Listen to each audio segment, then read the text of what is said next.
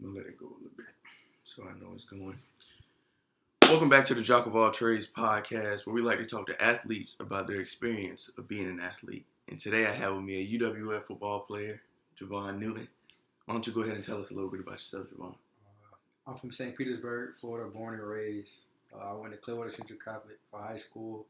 I got four other brothers. I transferred into UWF from Marist College in New York.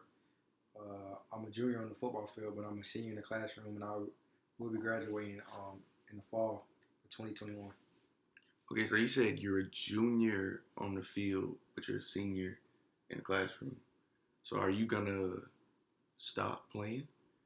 Now I'm gonna continue to play when I'm done graduating and work towards my master's. Really, they gonna be paying for it, so I might as well.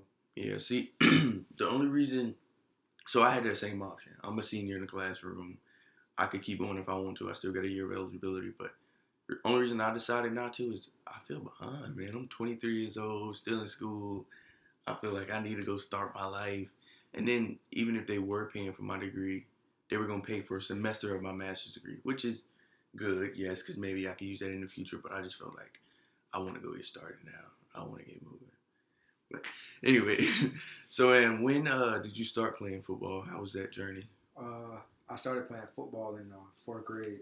I actually started playing um, because I used to get in trouble in elementary school. And my dad wanted me to use my energy towards something else. And ever since I started playing football, it kept me out of trouble, really. But the main reason I really started, I was not playing no sports up until the fourth grade. Just like I said, probably if I wasn't a problem child, I probably would have never touched the football in my life, to tell you the truth. Yeah, I started at the same time, but I was kind of thrown into it. I always wanted to play football, but I didn't even know I was getting into it. One of my older cousins signed me up because she had kids. So she just signed me up with them because I was always with them. And I just remember them telling me, "You're going to practice." Oh, all right. So my parents didn't sign me up, so I ain't know nothing about it. She just did it and we went from there. But you said St. Petersburg, right? Yes, sir. So how was that coming from St. Petersburg to here? Was it a culture shock? Was it the same or? No, coming from St. Pete is different in a lot of places. Um, Down in St. Pete is to me is a lot more going on than up just because we got a faster pace of how we do stuff down there, and up here everything to me is much more slower, which is a good thing to tell you the truth. And honestly, it's not too much trouble up here. It's hard to get into trouble up here, to tell you the truth. Depending on what you got going on down there, you can just walk into trouble without even looking for it. That's about the biggest difference.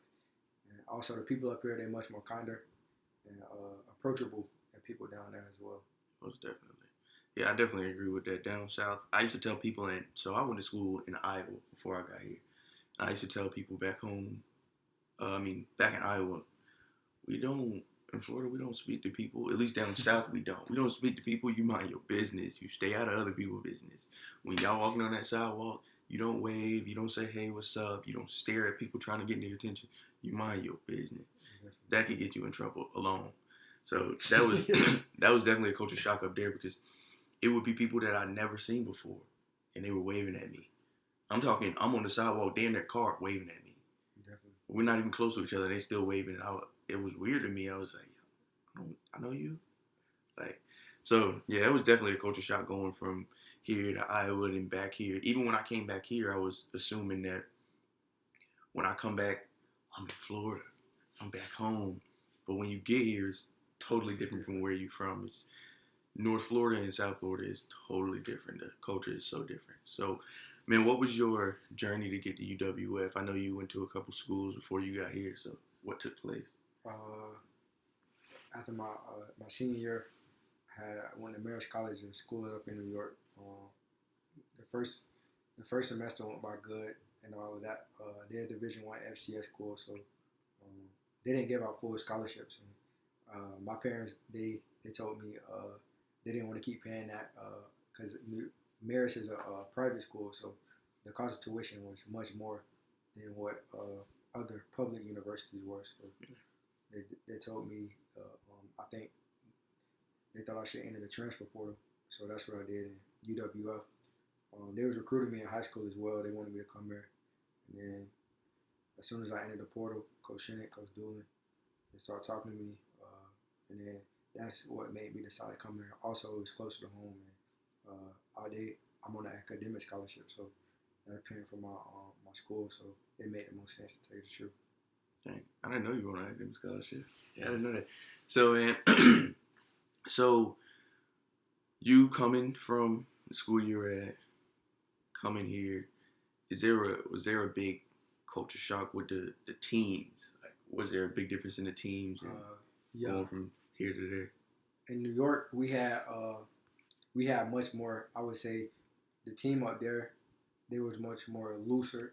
The coaches really didn't care what we did. To tell you the truth, but down here, it's way more stricter. They want us to follow certain rules just to keep us out of trouble. Yeah, But up there, just like they said, they felt like we was grown and we could handle ourselves very well, which I think is true. But the amount of trouble you can get up there is much more than down here. But you can get into trouble anywhere, to tell you the truth. yeah, But it's just the coaches got to have faith, and the players got to do what the coaches trust them to do and what they bring them in for. But everybody don't got that mindset. So I respect what UWF got going on, and I value our culture because we keep a lot of people out of trouble, and it's really smart compared to a lot of other colleges. Because once you get into college, um, like a lot of people, their parents didn't give them the freedom that they have until college. So some people abuse their freedom. exactly. And they go crazy with Yeah. it. But when I went JUCO, and JUCO, bottom of the bottom, we do and say what we want. Coaches cuss you out like a dog. They don't care.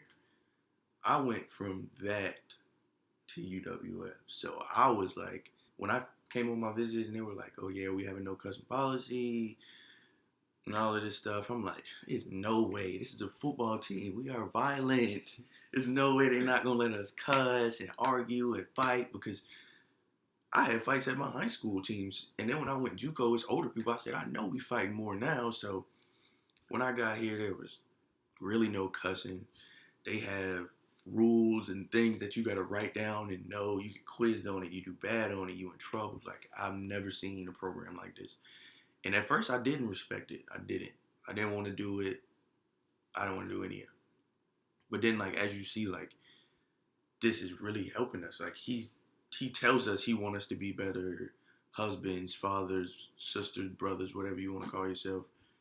And he's really doing that. He's teaching us stuff that not only helps us with football, but with life and things like that. So, yeah, I definitely respect it now more, especially since we won a championship with it. So, something worked. So, what's the difference between playing high school ball and college ball?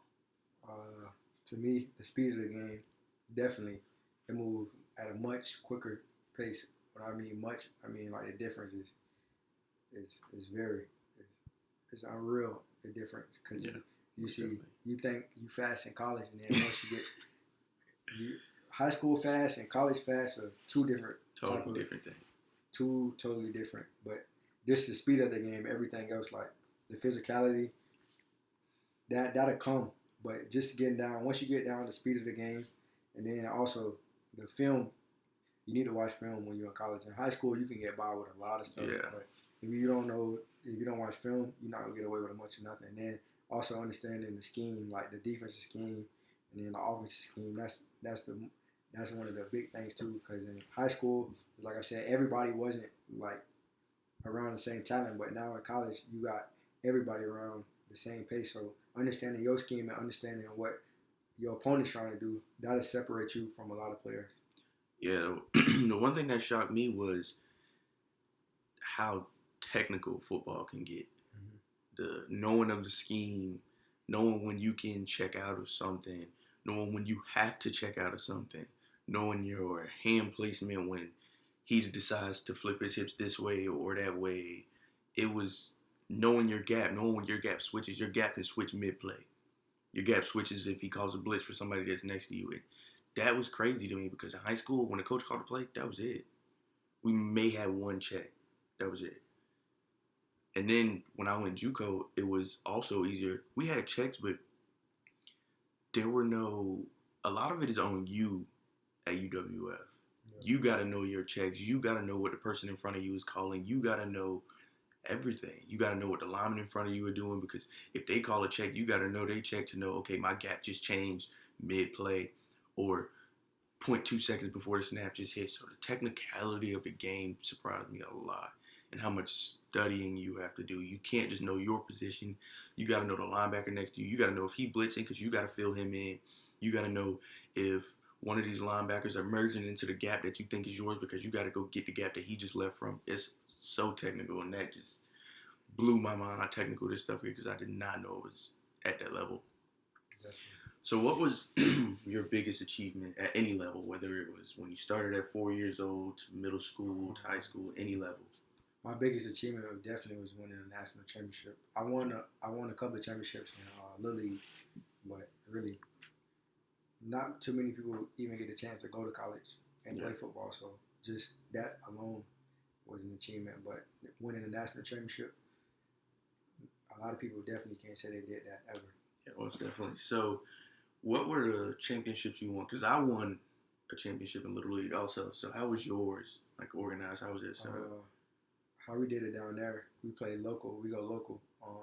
My first championship was my first year of playing football in the fourth grade. We went to the championship and lost. My second year, I was playing with I was in the fifth grade playing with seventh graders. Because of my weight, we go by weight down there. Well, we used to go by weight, but now they go a limited weight. But when I was playing, we had a weight, and I couldn't make my weight for my age, so I was playing with seventh and eighth graders. And, we had won the championship that year. Then we went on to play. We played our Bay Area. We call it the Bay Area Classic. Depending on who win that game, move on to the next round. And then all of these end up to a state event, the state national championship, and we had won. We played Lakewood. They thought it was going to beat us. We beat them like 35-0. And then we moved on. We played Miami Garden Chargers. I'll never forget that game. It was raining. To me, honestly, it was the best team that we had seen all year. Speed going down that way, way much faster than what we was used to. But somehow, some way, we prevailed. We won. The final score was 6-0. And then in the state championship game, the U-State championship game, we played the Miami Hurricanes. They was the number one ranked team in the nation that year. But they blew us out. I can't remember the score, but they beat us bad. That's a beating that I'll never forget ever. Yeah. So, hold on. Where did you say the last team was? Miami Hurricanes. Oh, okay. So mine was a little different. So I played for Pop Warner, and Pop Warner's, I don't want to say everywhere, but it's more than just in Florida. So we got to play some teams all over the place. So we had 17 games. We went 17-0, and the last team we played was a team in Arizona. I don't remember the exact name of the team, but they were from Arizona. We played them in Orlando at the ESPN. I forgot what it's called. It's like ESPN Sports Center. ESPN.